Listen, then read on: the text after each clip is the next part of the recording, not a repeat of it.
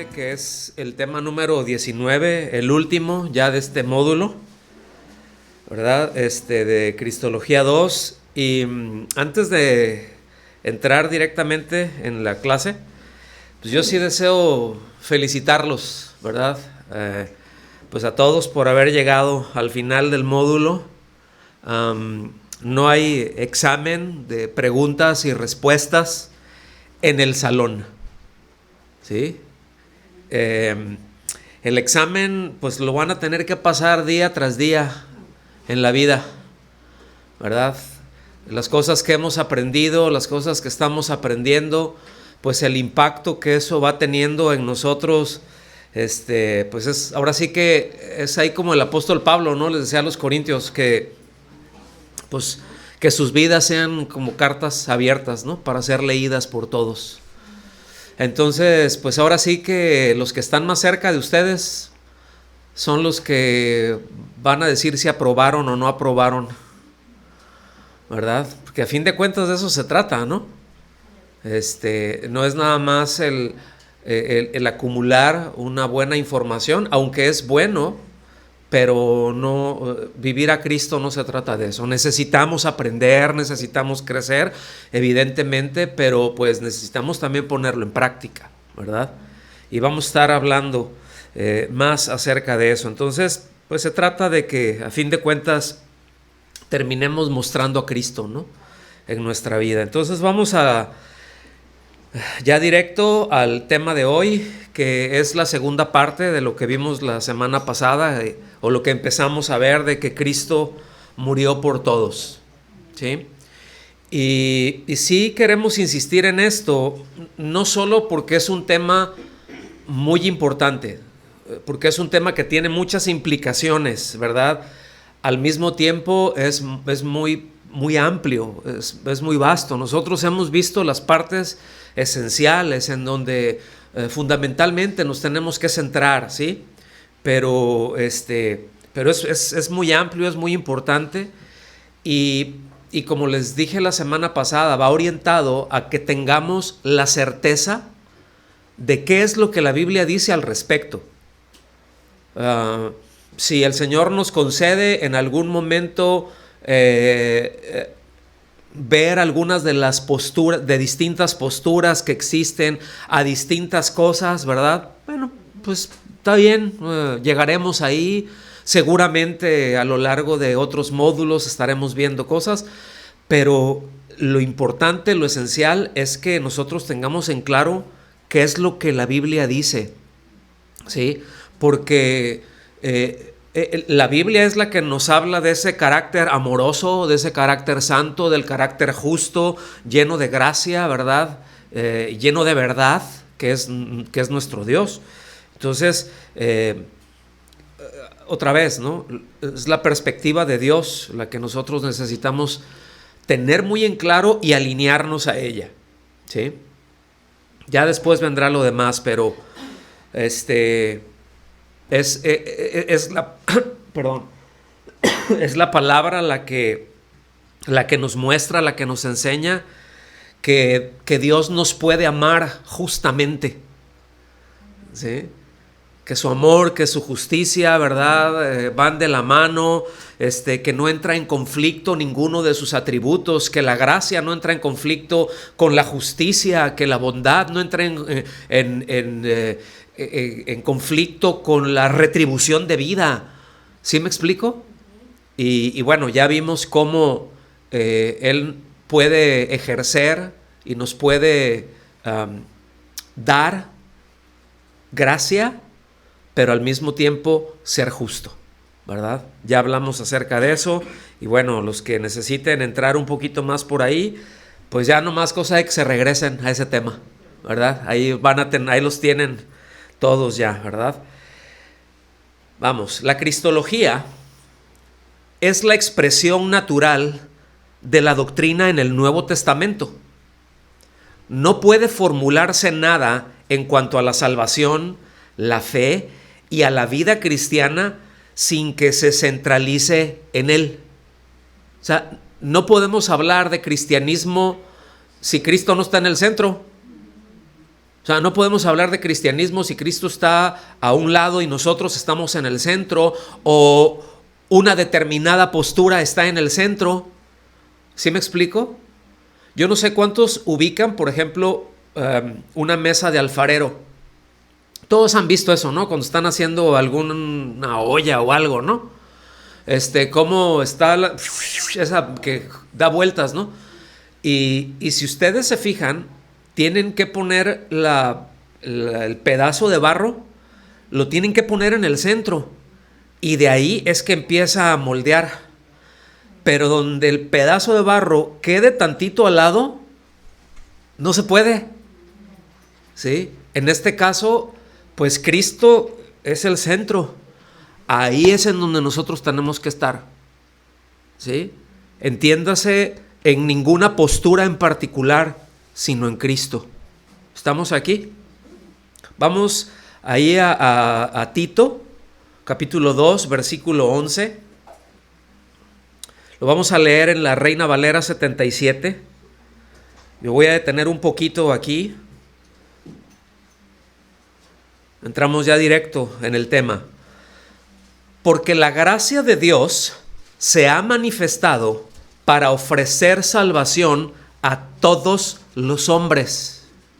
Lo voy a leer nuevamente. Porque la gracia de Dios se ha manifestado para ofrecer salvación a todos los hombres. Hemos visto que la razón de la salvación tiene que ver con la manifestación del Salvador al mundo. O sea, es como se manifiesta la gracia. Vamos a entrar para allá. Ahora, se lee con claridad que es Dios por gracia, ¿verdad? Ofreciendo salvación a todos. ¿Ok? Pero evidentemente no todos confían. No todos confían ni en el que lo ofrece ni en lo que se ofrece. Pero el punto es que quiero que noten esto. O sea, vean el texto, ¿sí? Que es importante, que a mí me gustaría que para la siguiente traigan su Biblia, que la tengan a la mano, ¿sí? Ya no les voy a poner los versículos ahí. Nomás se los voy a leer y ustedes que lo lean ahí, ¿sí? Pero el asunto es este. Fíjense, la palabra es clara. Dice, porque la gracia de Dios se ha manifestado, ¿para qué? ¿Qué es lo que hace Dios? Ofrece salvación. ¿Por qué ofrece salvación? Bueno, pero es la gracia. Por gracia la está ofreciendo. ¿A cuántos? A todos los hombres. Entonces, la obra de salvación obedece a un plan eterno, ¿sí? Que se manifestó evidentemente en la vida de Cristo desde su nacimiento hasta su muerte. Desde el nacimiento virginal hasta su muerte, su resurrección, ¿verdad? Entonces, esto es muy, muy importante entender el alcance que tiene toda la obra de Cristo. Otra vez es cristología, ¿verdad? Entonces, eso nos ayuda a comprender pues el sentido de todos los hombres, ¿no? O sea, a quien va dirigido. En la versión, en la Vulgata Clementina, es decir, lo que está traducido en latín, hay una expresión, esta expresión cuando habla de que la salvación a todos los hombres, se lee como para todas las personas, ¿sí? Es decir, dice, podría usted leer ahí, para ofrecer salvación a todas las personas. En el griego, la expresión que tiene en el griego, usted lo podría leer para ofrecer salvación a cada persona. Esa es una, o sea, esa es una buena lectura, ¿sí? Pero es a cada persona. También se puede leer como para ofrecer salvación para los seres humanos. Cualquiera de esas lecturas está bien, es clara, ¿no? Entonces, bueno, se eligieron esas palabras y están muy bien, ¿no? Quiere decir lo mismo, aquí sencillamente estamos tratando de ampliar para tener un espectro más amplio, ¿no? En esto. Entonces, la gracia es la manifestación, fíjese bien, La gracia es la manifestación que hace posible el plan de redención establecido desde antes de la creación. La gracia se hace evidente en la salvación de los hombres. Y aquí se afirma que esa gracia se ha manifestado. Dicho de otro modo, se ha hecho visible. Ahora, aquí hay algo muy importante, póngame atención, en donde yo quiero puntualizar. Nos dice que la gracia se hace evidente en que Dios provee salvación a los hombres. Entiendas eso, ahí es en donde se manifiesta la gracia. Es que Dios está ofreciendo salvación a todos los hombres, ¿verdad? No que la gracia se manifiesta cuando alguien acepta el don. ¿Lo alcanzan a ver la diferencia? O sea, la gracia es y se ve porque Dios la está ofreciendo a todos. Si una persona lo recibe, pues bien por ella. Si no lo recibe, Dios sigue manifestando la gracia a todos los hombres, porque lo está ofreciendo a todos. Entonces, otra vez, ¿no? Esa manifestación, esa evidencia de la gracia, es porque Dios la ofrece, no porque el hombre la recibe. ¿Ya quedó claro eso? Vean qué importante es tener pues en claro esos detalles, ¿no? Porque no tenerlo en claro puede derivar en errores. Nos puede ir llevando a errores. De ahí es donde algunos piensan, no, bueno, pues la gracia de Dios no es conmigo, no ha sido conmigo, en mí no se ha hecho evidente la gracia de Dios. Eso puede decir un incrédulo. No, pues en mí no se ha hecho evidente la gracia de Dios. No, es que ya se hizo porque Él ya la dio. Que tú no la recibes, eso corre por tu cuenta, compadre. Pero eso ahí, exactamente, eso está ahí sí o sí, ¿verdad? Y evidentemente hay condiciones para recibir ese regalo. ¿Verdad que sí? ¿Cuál sería esa condición? Ahí está, la fe en Cristo. Entonces, o sea, es como que alguien te dice, bueno, ya te regalé el auto del año que tanto querías, ¿verdad? No, deja que no sepas manejar. O sea, pero pues, ¿y qué tengo que hacer? Es que ya te lo di, ya está todo a tu nombre. Pues tengo que ir a recibirlo. ¿Sí me explico? O sea, hasta que yo no tengo las llaves en la mano y los papeles en la mano y estoy montado en ese auto no es mío.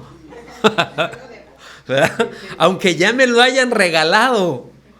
¿Sí me explico? Está ahí, pero no se ha hecho efectivo. ¿No? ¿Ya quedó claro eso? ¿Mande? No tengo el beneficio del don, ¿verdad? Del regalo, aunque el regalo ahí está. Entonces, pero vamos a ver con más detalle.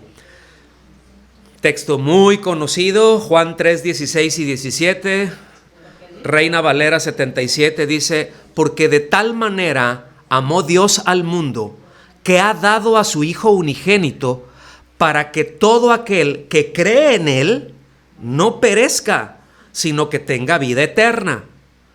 Porque Dios no envió a su Hijo al mundo para condenar al mundo, sino para que el mundo sea salvo por medio de Él. Aquí tenga en cuenta la palabra mundo, porque ahorita vamos a ir ahí. Vimos algo la semana pasada, pero en un ratito más vamos a ir para allá. Y miren, en el mundo judío, vamos a llamarlo así, del primer siglo, pues para un judío era fácil que Dios amaba a Israel, ¿sí? Pero eso era fácil entender, Dios ama a Israel, perfecto, ¿verdad? Pero el hecho de que un autor judío sostenga que Dios amó al mundo, eso era un choque en la cabeza, ¿sí? Fíjense, por eso a veces nosotros leemos las palabras luego muy rápido, ¿no? Pero contextualizando, O sea, otra vez, ¿no? Dios ama a Israel. No, pues sí, está bien, ¿verdad? Hasta muchos se sentirían bien orgullosos. ¿Sí? Es pueblo escogido para... Sí, pero no los escogió por ser los más lindos precisamente, ¿no? Etcétera, ¿no? Pero el punto es pero que a esa misma persona o a esa sociedad llegara y les dijera, Dios ama a todos los gentiles, pero son paganos, los ama, pero los ama. Y nosotros, que somos tan especiales, ¿lo alcanzan a ver? Los deterministas, ¿verdad? Dirían, no, nosotros los elegidos.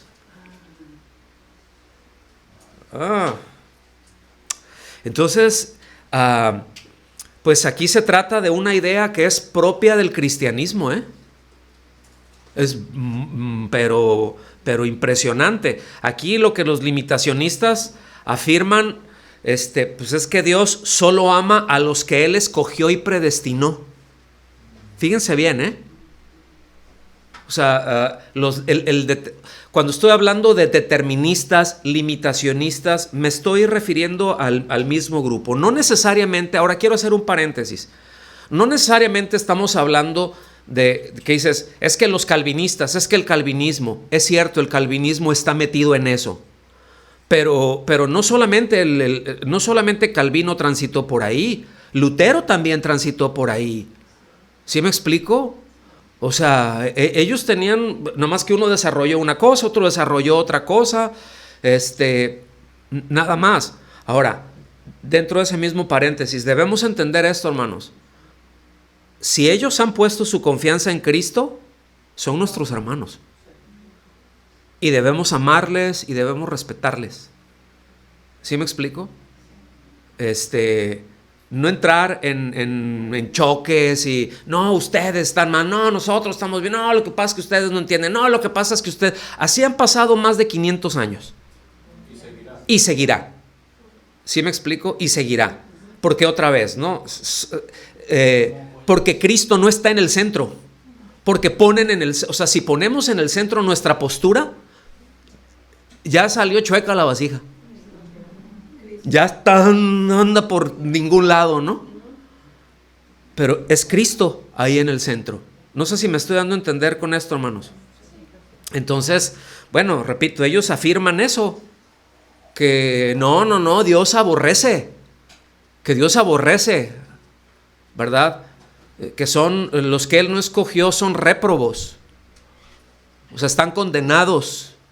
Y dice, bueno, porque la Biblia dice que Él aborrece al impío. Sí, pero está hablando de otras cosas. ¿Sí me explico? Entonces, miren, póngame atención en esto que voy a decir. Porque en esencia es lo mismo, ¿no? Los musulmanes dicen lo mismo de Alá. O sea, que Alá no ama a todos. Que ama... Dice a los rectos, es decir, para ellos es nada más ama a los musulmanes, a los demás los odia. ¿Cuál diferencia hay? Nomás uno les dicen a los fieles y otros les llaman los escogidos. No sé si me alcanzo a entender. Ahora, por cierto, y cierro el paréntesis con esto. Por cierto, Alá y Dios no es el mismo, Porque luego, no, pues es lo mismo, ¿no? Alá, nada más que así se dice en árabe, Alá. No, nos estamos refiriendo a una persona muy distinta, es un Dios muy distinto. El Alá del Corán no es el mismo Dios de la Biblia, punto. Así para que no se confundan, porque yo sé que algunos luego, no pasa nada, porque en nuestro medio luego se manejan muchas cosas, ¿no? Y a veces nos falta un poquito más de empujar en el sentido de entender cosas, ¿no? Seguimos avanzando. El amor de Dios es lo suficientemente grande para alcanzar a todo el mundo.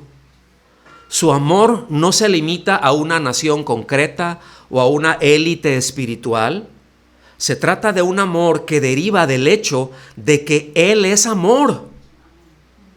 Amar es propio de su naturaleza. ama a la gente simplemente porque es el Dios que es. Ya, con eso. ¿Sí? Fíjense, la única manera de que Él no ame es que no sea quien es. Tendría que dejar de ser quien es para que dejara de amar como ama. ¿Lo alcanzan a ver? Segunda a Timoteo 2:13 dice, si fuéramos infieles, Él permanece fiel. Dice, Él no puede negarse a sí mismo. O sea, que Dios me ame o no, ¿verdad? O sea, eso no depende de lo que yo haga. Y eso es tan importante que lo entendamos, hermanos.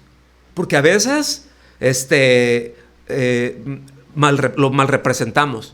A veces a nuestros niños les llegamos a decir, si no te portas bien, Dios no te va a querer, ¿eh? Yo he escuchado eso.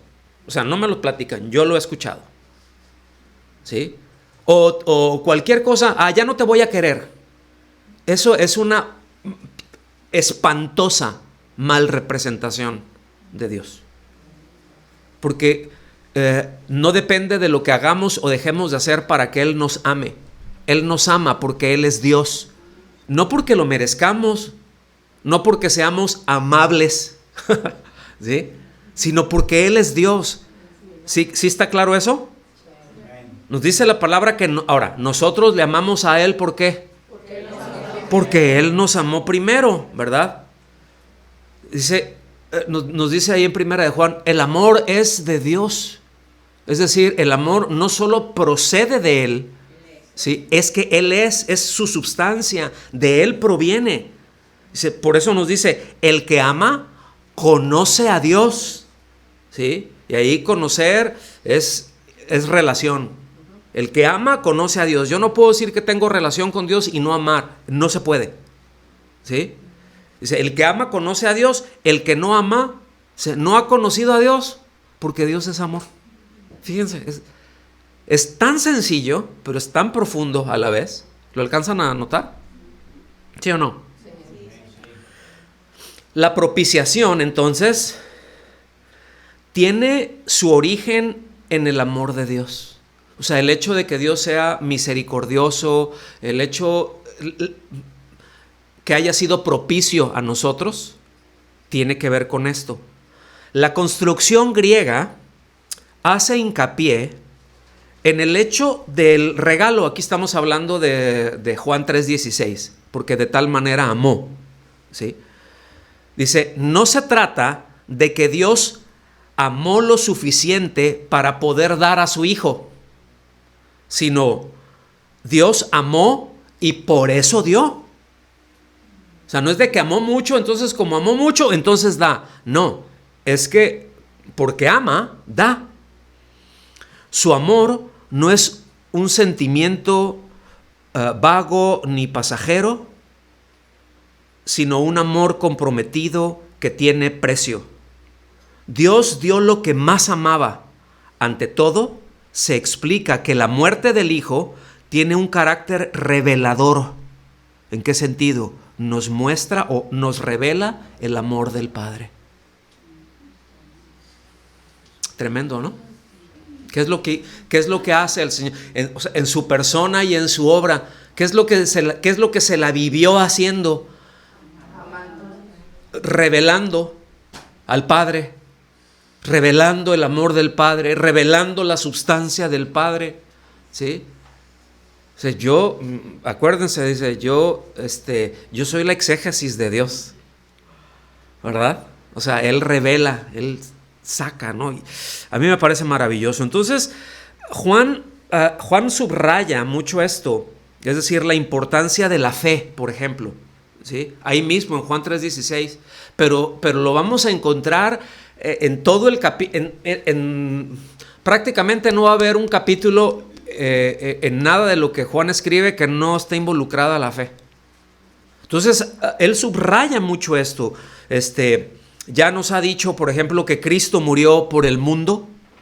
Acuérdense, quédense con mundo, ahorita vamos a ir ahí. Pero eso no es suficiente para llegar a la salvación. Él ya entregó, ¿verdad? Que para conseguir esa salvación hace falta creer. Alguien lea así Primera de Juan, así que lea fuerte, claro, pausado. Primera de Juan 4:9. En la versión que traigan. Primera de Juan 4:9, así bien fuerte, que lo escuchen hasta Timbuktu.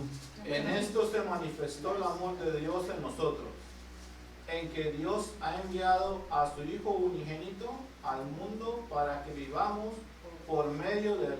¿En qué se manifestó? En el amor. Que envió a su Hijo. Ok. Primera de Juan 4:9. Miren, los voy a leer desde antes, desde el 7 hasta el 10. Dice: amados, amémonos unos a otros, porque el amor es de Dios. Todo aquel que ama es nacido de Dios y conoce a Dios. El que no ama no ha conocido a Dios, porque Dios es amor. O sea, el que no ama es que no ha nacido de Dios. ¿Sí? En esto mostró el amor Dios para con nosotros, en que Dios envió a su unigénito al mundo para que vivamos por él. ¡Qué tremendo! Versículo 10. En esto consiste el amor, no en que nosotros hayamos amado a Dios, sino en que Él nos amó a nosotros y envió a su Hijo en propiciación por nuestros pecados. Y ahí le podemos seguir, porque es... Yo no sé, yo espero que ustedes puedan disfrutar más de la Biblia cuando la abren y cuando leen estos versículos, que cada vez sea más fresco, más refrescante, y que su admiración y su acá por el Señor, ¿sí se entendió eso? Su, ¿verdad? Ok, eso, que ese furor, ¿verdad? Por estar, por conocerlo, por disfrutarlo, por paladearlo, vaya en aumento. ¿Sí? Que eso vaya creciendo. Entonces seguimos avanzando. Todo el que tiene su fe en Cristo no será condenado. Eso es una declaración. ¿Sí? Todo el que tiene su fe en Cristo no será condenado. La persona que cree no debe temer el juicio, ¿verdad? Más adelante Juan, ¿no? Dice que en el amor no hay temor, porque el perfecto amor echa fuera el temor. Entonces, no. Dice, pero, aquí sí hay pero que valga, pero los que no creen, se entiende, alguien que insiste en no creer, no hace falta esperar al día del juicio final. Ya se han condenado. La incredulidad los lleva a un callejón sin salida, la condenación. O sea, una persona puede estar en condenación viva, antes de que se muera. Ahora, la gracia de Dios se manifiesta, y ahí está, en que ya le ofreció salvación. ¿Sí? En Juan 3, 18 y 19 dice: el que en él cree no es condenado, pero el que no cree ya ha sido condenado, porque no ha creído en el nombre del unigénito Hijo de Dios. Dice, y esta es la condenación, que la luz vino al mundo y los hombres amaron más, es decir, prefirieron más un acto de su voluntad, ¿verdad? Aunque tuvieron la ayuda de Dios. Dice, amaron más las tinieblas que la luz, porque sus obras eran malas. Aquí cuando dice que sus obras eran malas, no es porque andaban tomando, fumando y eso forma parte, ¿no? de esos pecados escandalosos que luego vemos. Pero aquí se refiere, el sentido más fuerte que tiene es que confían más en sus obras, que confían más en su propia justicia y que rechazan la justicia de Dios. ¿Ok? O sea, ¿por qué rechazo la luz? Bueno, porque confío más en mis propias obras. Confío que mi propia justicia, con eso la voy a hacer. ¿Sí? Romanos, capítulo 2, versículos 4 y 5, dice, o menosprecias las riquezas de su benignidad, paciencia y longanimidad, ignorando que su benignidad te guía al arrepentimiento. Dice, pero por tu dureza y por tu corazón no arrepentido, atesoras para ti mismo ira para el día de la ira y de la revelación del justo juicio de Dios. O sea, no dice porque Dios no dé, sino por qué cosa? Dureza de corazón, ¿sí? Por un corazón no arrepentido. Bueno, ahí está. Pero la gracia de Dios ahí está. Y Cristo murió por todos. Pero vamos a entrar más de lleno ahí. Primera de Juan, 4:16 dice, y nosotros hemos llegado a conocer y hemos creído el amor que Dios tiene para nosotros. ¿Se fija? Dice, Dios es amor, y el que permanece en amor, permanece en Dios, y Dios permanece en él. Entonces, si nos regresamos a Juan 3:16, dice, porque de tal manera amó Dios, ¿a quién? Ok. La palabra mundo es una referencia a humanidad. ¿Ok? De manera que Dios, amando a todos los hombres, proveyó de salvación para ellos. La causa de la condenación no está en una disposición divina establecida en un decreto de reprobación, sino en la actitud rebelde de quienes se niegan a creer en Cristo o preferir las tinieblas a la luz. ¿Lo alcanzan a ver? Sí.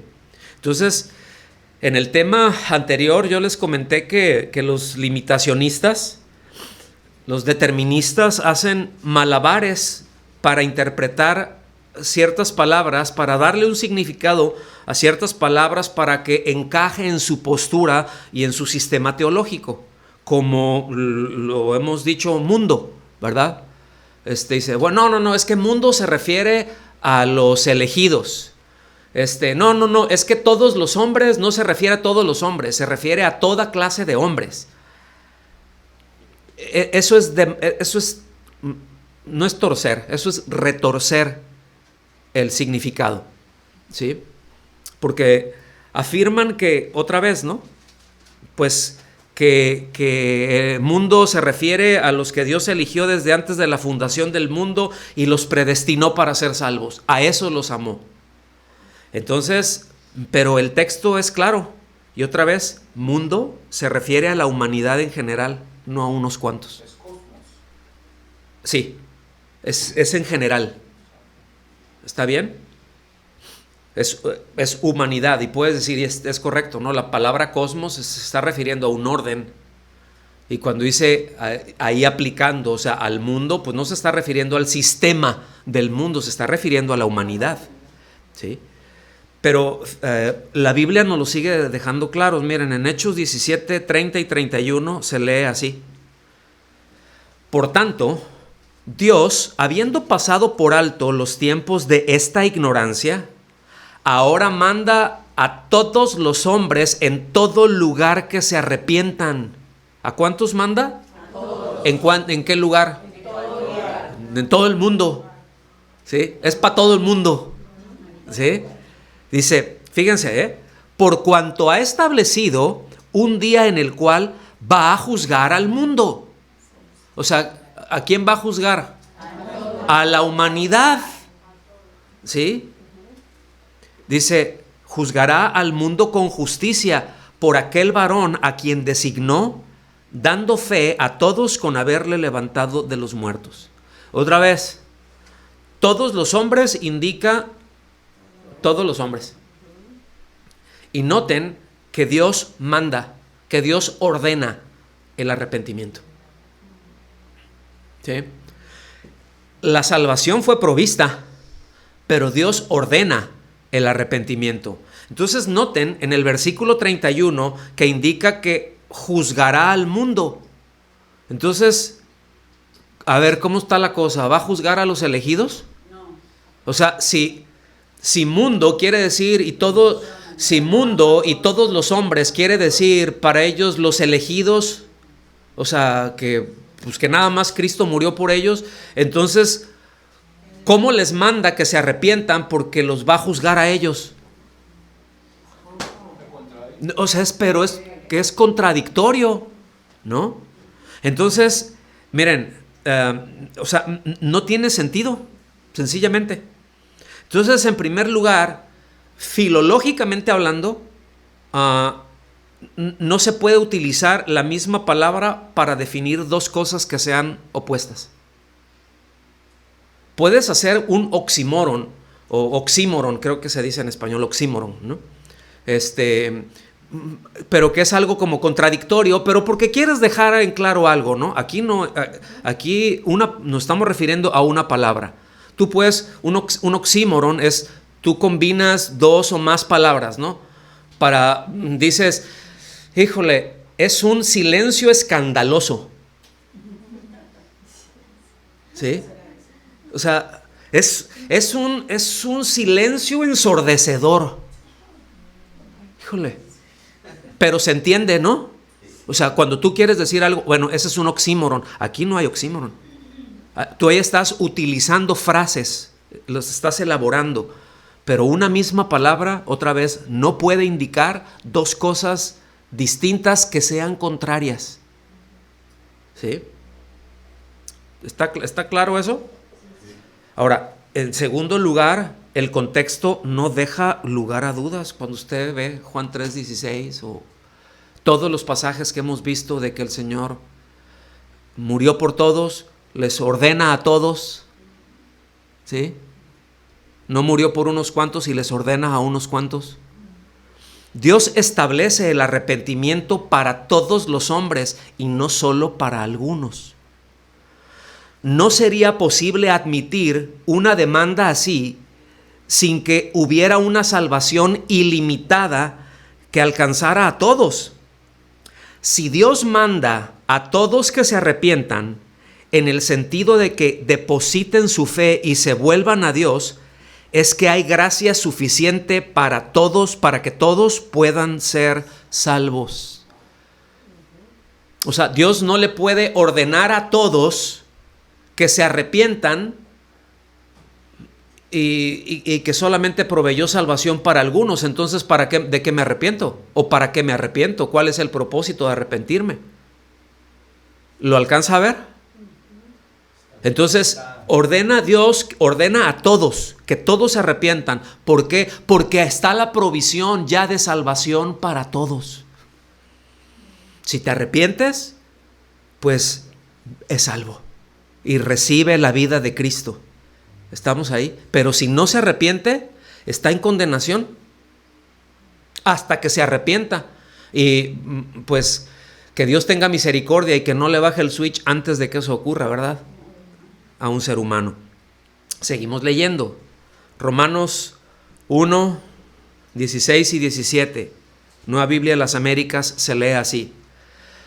Porque no me avergüenzo del Evangelio, pues es el poder de Dios para la salvación de todo el que cree. Digo, más claro, hermanos. ¿Sí? Del judío primeramente y también del griego. Porque en el Evangelio la justicia de Dios se revela por fe y para fe, como está escrito, mas el justo por la fe vivirá. O también se puede leer, mas el que es justo por la fe vivirá. Entonces, fíjense, ¿qué es el Evangelio? Entendemos que son las buenas noticias, ¿verdad? Y todo lo que abarca el Evangelio, ¿verdad? Cristo murió por nosotros, etcétera, etcétera. Todo eso que ya ubicamos, ¿verdad? Pero ¿qué es todo eso? Dice, es el poder de Dios, es la capacidad de Dios. ¿Sí? Cuando hablamos del poder, es la capacidad que solamente Dios tiene. ¿Para qué? Para la salvación de todo el que cree. Él la provee, solamente Él tiene el poder para salvar al que cree. Otra vez, la provisión, lo voy a refrasear, la provisión de la muerte de Cristo, o sea, del sacrificio expiatorio, es para todos, pero la salvación es para aquel que cree. ¿Sí? Entonces, pues la anchura de ese amor, mis amados, alcanza y comprende a todo ser humano, ¿verdad? Miren, nadie va a ser rechazado por abrumadoramente perverso que haya sido. El Señor dice, el que a mí viene, yo no le echo fuera. ¿Sí me explico? O sea, nadie será rechazado por lo que haya, lo tremendo que haya podido hacer, si acude a Cristo por la fe. Si se arrepiente y pone su confianza en Él. Probablemente si hizo cosas muy malas, y lo agarra la ley, pues tendrá que pagar. Pero eso es otro asunto. O sea, no, pero o sea, a lo que estoy hablando dice, si fue un malhechor, ¿verdad? Pues si se arrepiente, Cristo lo perdona y lo salva. Pero si lo agarra la ley, bote. O sea, tendrá que pagar, tendrá consecuencias en esta tierra. Porque miren, aquí hay muchos que luego piensan de esa manera. Pero es que yo ya me arrepentí. Sí, pero defraudaste a medio mundo. Sí, pero yo ya me arrepentí. Sí, pero ya te gastaste el dinero de ellos. Devuélveselos. ¿Sí me explico?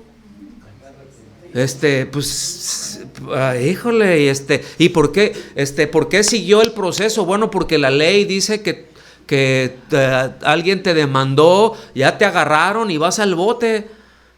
No, pero yo ya soy cristiano. Allá adentro hay iglesia también. Allá adentro les predicas, ¿no? Sí, me explico con esto, hermanos. Entonces, esto es muy importante entenderlo. Seguimos avanzando. Primera de Juan 2:2, Nueva Versión Internacional, se lee así: Él es el sacrificio por el perdón de nuestros pecados. Dice, y no solo por los nuestros. O sea, ahí cuando dice por el perdón de nuestros pecados, está refiriendo a nosotros los creyentes. Pero dice, y no solo por los nuestros, sino por el de todo el mundo. Otra vez, ¿no? O sea, es abrumador la evidencia bíblica que Cristo murió por todos. Cristo sustituye al pecador que cree, obrando para él la eficacia de la salvación. Esto concuerda plenamente con toda la enseñanza del Nuevo Testamento. Es decir, el pago del precio de redención se hace ¿en dónde? En la cruz. ¿Por quiénes? Por todos, ¿verdad? Eso es prueba evidente de que Cristo murió por todos. ¿Sí? Otra vez, pero pastor, ¿por qué puedes decir por todos? Porque Dios ordena a todos que se arrepientan. O sea, le estoy dando argumentos que es importante tener ahí en claro, o sea, y manejarlos aquí, pues ¿por qué le ordenó a todos? Qué injusto, otra vez, ¿no? Te ordeno que te arrepientas, pero no te vas a poder salvar. Éjele. ¿Sí? O sea, yo ya determiné que te fueras al infierno, ¿verdad? Es más, todo lo malo, el determinista dice, todo lo malo que tú haces es porque Dios lo ordenó, porque Dios te hace hacerlo. Entonces, por cuanto Dios te hace hacerlo, tú eres culpable, pero la pregunta es, ¿por qué soy culpable de algo? O sea, si eso es así, si eso fuera así, entonces, ¿por qué soy culpable? Dice, tú eres responsable, pero ¿por qué soy responsable? Si Él no me da la capacidad de arrepentirme. O sea, si aunque yo quisiera no hacerlo, no, Él me ordena hacerlo y yo no puedo resistir eso. No lo puedo resistir a Él. ¿Lo alcanzan a ver? Entonces, híjole. Y eso mete en confusión a muchos, ¿no? Eso mete en confusión a muchos. Seguimos avanzando. Ya vámonos perfilando para el final. Nomás quedan 72 láminas. Romanos 3, 23 al 25, Nueva Versión Internacional se lee así. Pues todos han pecado. ¿Cuántos son todos? Y están privados de la gloria de Dios, o destituidos también, ¿verdad? Pero por su gracia son justificados, y reitera, gratuitamente mediante la redención que Cristo efectuó.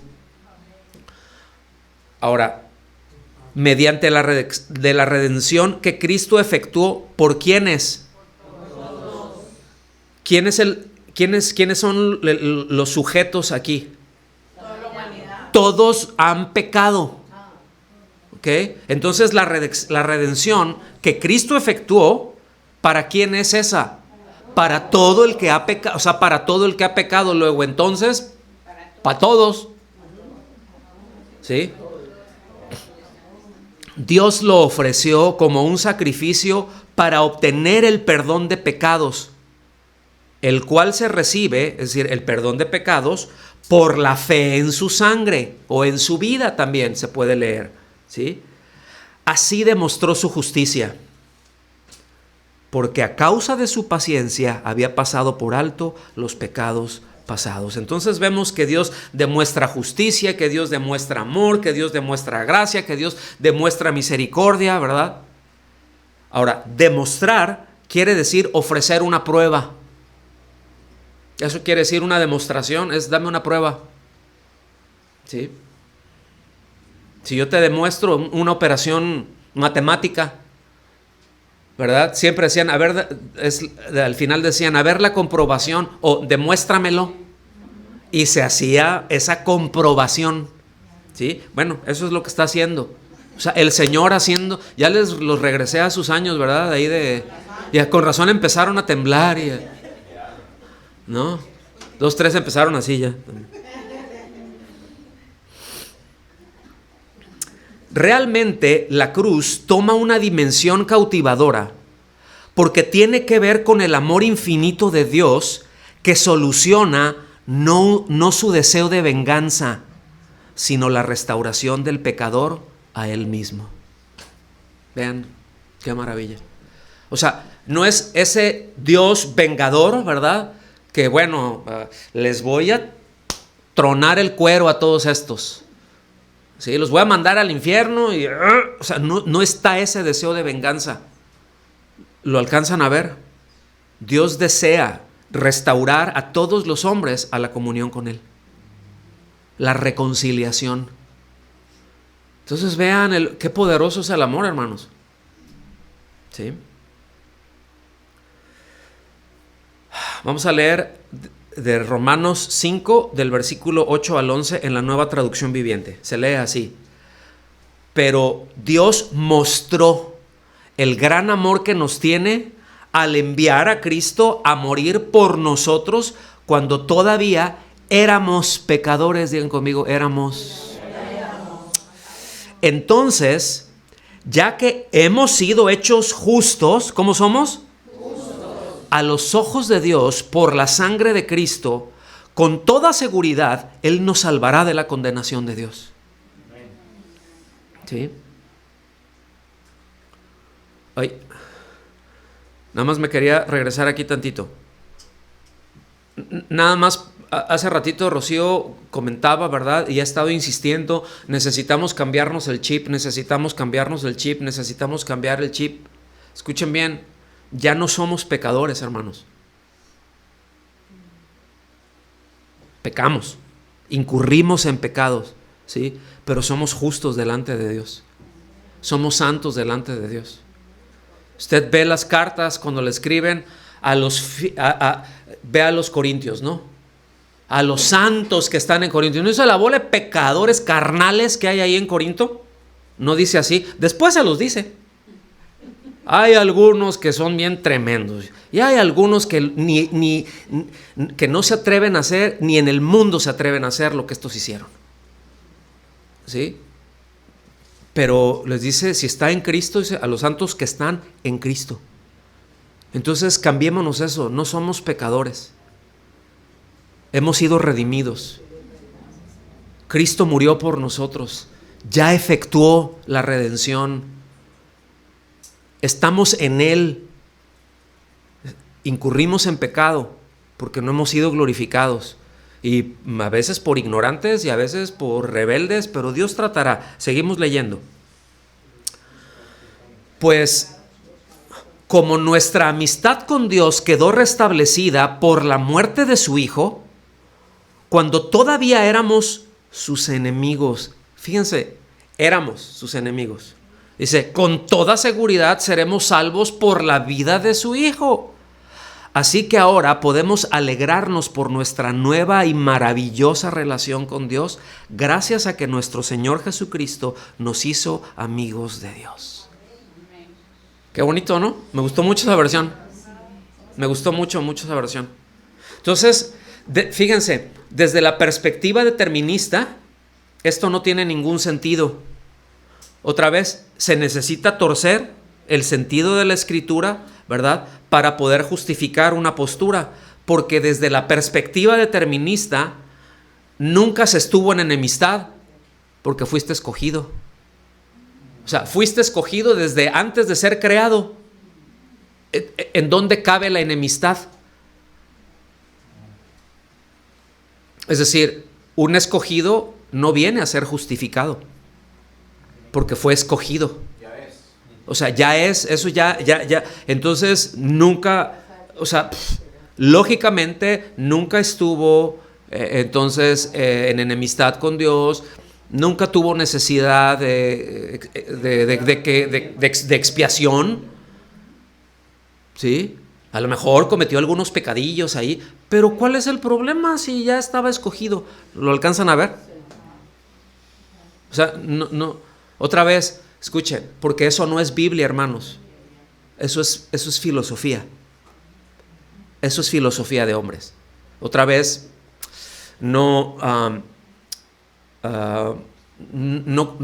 esta, por favor, repito, la intención no es hablar mal de ningún grupo. Otra vez, si ellos, cualquiera, en donde esté, han puesto su confianza en Cristo, aún dentro de la Iglesia católica, apostólica y romana, si esa persona ha puesto su confianza en Cristo para su salvación, ¿quién puede decir que no? Porque Cristo murió por ellos. No sé si lo alcanzan a ver, hermanos. Luego nosotros limitamos mucho porque tenemos nuestros rollos y no nada más somos nosotros. No, es este grupito los que... Eso no proviene de Dios. La Biblia dice que es para todos, para todo aquel que cree. Ya en su caminar más adelante a lo mejor pues se dará cuenta y se saldrá de ese lugar. Como algunos de ustedes se salieron de congregaciones cristianas porque veían cosas que no estaban bien. ¿Qué hubo? ¿Cómo hay qué? ¿Sí me expusqué? ¿Sí? Sí, es lo mismo. Es exactamente lo mismo. Pero bueno, hay personas de ahí, ¿verdad? Que luego dentro de la iglesia de Roma han puesto su confianza en Cristo, ¿verdad? Han sido lo suficientemente valientes para decir, mira, ¿sabes qué? Ahí nos vemos, yo aquí ya no puedo. O sea, porque ya me golpea mi conciencia. ¿Sí me explico? Tengo que, y tengo hambre, y tengo... De esos han habido muchos, hermanos. Y muchos teólogos muy buenos. Han habido otros que dijeron, no, mira, yo sé que todo esto está mal, yo sé que esto no es así, pero no me voy a salir porque tengo que seguirles diciendo, si yo me salgo, no me van a escuchar, pero ahorita me tienen que escuchar porque tengo credencial de aquí. ¿Sí, lo alcanzan a ver? Entonces, híjole, ¿quién instruye los caminos de Dios? A veces luego nosotros nos cerramos a cómo tiene Dios que actuar y lo queremos meter en una cajita y Dios no cabe. Dios no cabe en una cajita. ¿Sí? Seguimos avanzando porque ustedes ya me están entreteniendo mucho. En la muerte de Cristo, Dios se manifiesta como el amor que vence sobre el mal, como acogedor del hombre en la forma más definitiva que es el perdón. ¿Sí? Alguien escribió, dice, Dios prefiere pagar él mismo el precio que hacer pagar a sus enemigos. Paso, mecha. Por amor, Dios prefiere pagar él mismo el precio que hacer pagar a sus enemigos. Qué maravilloso, ¿no? Cuánto amor. Híjole. Primera a los Corintios 13, de 4 al 7, texto muy conocido, Reina Valera 77. El amor es paciente, es servicial, el amor no tiene envidia, el amor no es jactancioso, no se engríe, no hace nada indecoroso, no busca su propio interés, no se irrita, no toma en cuenta el mal, no se goza de la injusticia, mas se goza de la verdad. Todo lo excusa, todo lo cree, todo lo espera, todo lo soporta. ¿Sí?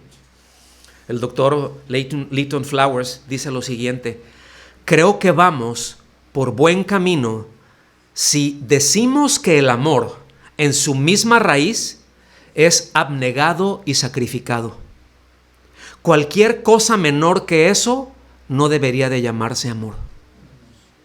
Uno puede referirse a la bondad o al cuidado como reflejo de algunas disposiciones comunes hacia la humanidad, pero a menos que el amor alcance el nivel de sacrificio personal, no parece cumplir con la definición bíblica del amor verdadero. O sea, va todo. Siendo enemigos, paga por los enemigos. Cuando podía tomar venganza y decir, pues yo, ¿por qué? Pues chicharrón a ustedes, ¿no? Ahí les va. Y me quito de problemas. Y sigue siendo tan glorioso. Y sigue siendo bueno, y sigue siendo justo. Lo seguiría haciendo. No sé si lo alcanzan a ver, porque es inmutable. Pero Dios es amor. Y Él ha preferido por ese amor, ahora sí que pagar por sus enemigos en lugar de hacerlos pagar a ellos. Híjole. Como sé que les gusta. Y ya son de las últimas palomitas que les echo a volar.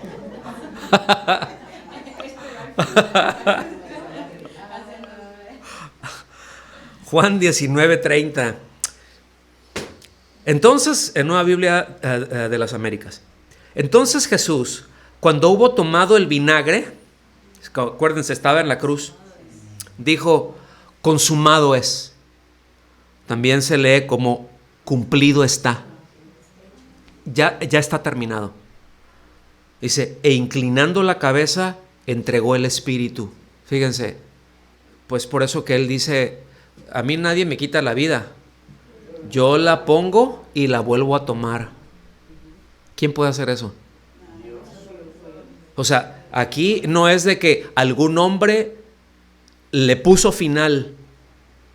Un hombre lo mató. No. En el momento en que él dijo, ya está consumado, en ese momento él entregó su espíritu. Nadie entrega su espíritu, hermanos. Dios lo pide, Dios lo toma. O sea, Dios te baja el switch y ese va para allá con él. Pero en este caso, esto ¿qué es lo que nos dice? Aún ahí, Cristo es Dios. Él tiene poder sobre la vida, sobre la muerte. Él pone la vida, Él da la vida. Él la puede volver a tomar. ¿Estamos aquí? La obra de redención había concluido. Cristo murió por todos. Había concluido. El programa trazado divinamente desde la eternidad se había consumado en plenitud. Dios había consumado la obra de redención en la persona divino-humana de su Hijo unigénito. ¿Se acuerdan del Theoantropos? ¿Okay? Dios hombre, divino, humano. Entonces la deuda del pecado, mis amados, ha sido extinguida ¿sí? Y ya no hay ni puede haber condenación para quienes creen y para quienes aceptan por la fe lo que Dios ha hecho en Cristo. ¡Qué maravilla! Otra. Qué cursis nos vemos, ¿verdad? Cursis está bien. La expiación por el pecado se había consumado, quedando saldada la cuenta pendiente con la justicia de Dios, que demandaba la muerte del pecador. Es decir, ahí murió en nuestro lugar, murió en lugar de todos, para que todo aquel que en él cree.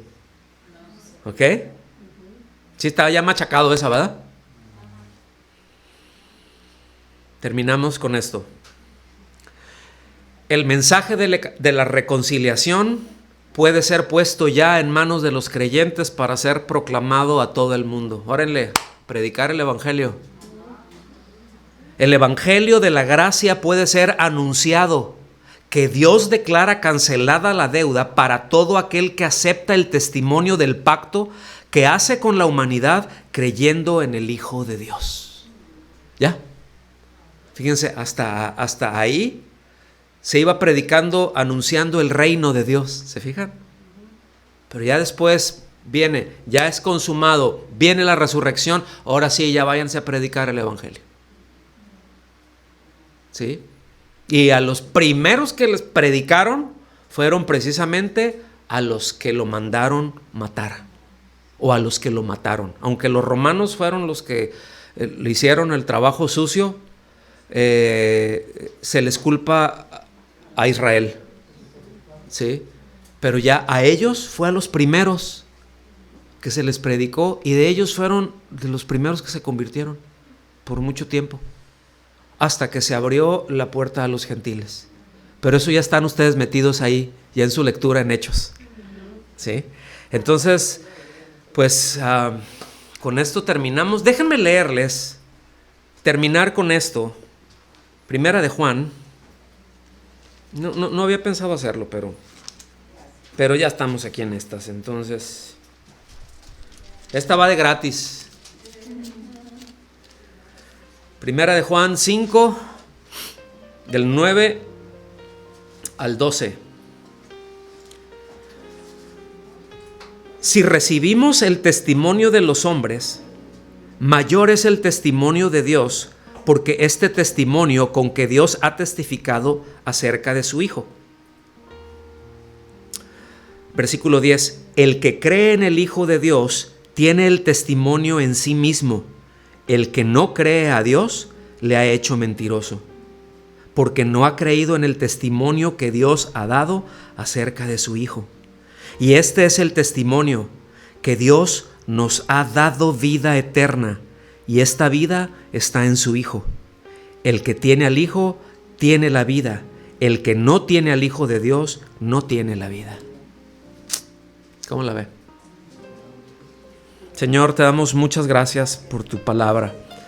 Te damos muchas gracias por este módulo que nos permites terminar el día de hoy, Señor. Por las cosas que hemos aprendido. Te damos las gracias por todas las que vamos a aprender. Ahora ayúdanos a todo esto que pues se haga carne en nuestro corazón, y podamos también nosotros proclamar este testimonio tuyo, Señor, a todos los hombres, teniendo la certeza que podemos decir que Cristo murió por todos y no por unos cuantos, Señor. Te damos las gracias por tu infinito, inmesurable amor, Señor, incomprensible muchas veces, pero te damos las gracias y lo disfrutamos mucho en el nombre de Jesús. Amén, amén. Que Dios los bendiga.